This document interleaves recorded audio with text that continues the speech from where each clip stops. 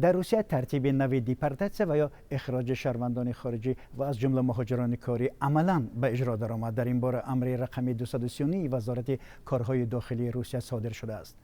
والنتینا چوپیک، حامی حقوق مهاجران در روسیه، روز 17 ایول در صحبت با رادیو آزادی گفت من بعد تنها اداره های پلیس در روسیه روند اخراج شهروندان را تشکیل می‌کنند. تاکنون پلیس به نگهداشت افرادی که باید دیپارتاسیا شوند مشغول بوده و خود روند اخراج را سود اجراچی که در روسیه سودебный пристав نام میبرند تشکیل میکرد.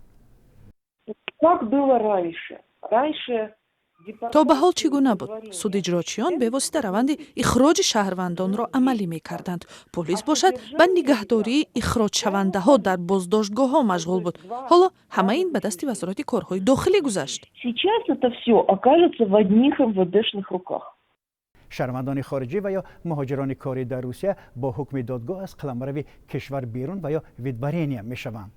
اما چوپیک میگوید در بعضی حالتها مهاجران داوطلبانه خاک کشور را ترک نمی کنند و وقت پلیس آنها را بازداشت می کند به بازداشتگاه میفرستد تا زمانی که چپته سفر به وطن و دیگر رسمیات دیپارتاسیا انجام شود.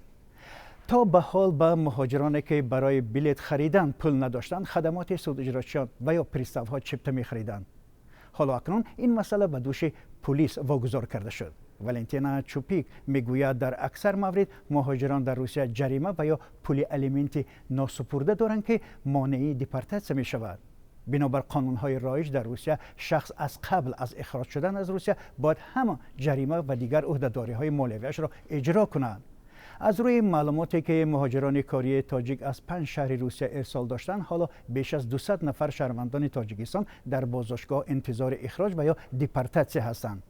بنابر پاندمی کرونا ویروس و قطع پروازها به تاجیکستان از 20 مارس دیپارتاسیای مهاجران از بازداشتگاه نیز مشکل گشت و آنها ماه‌ها باز انتظار بازگشت هستند.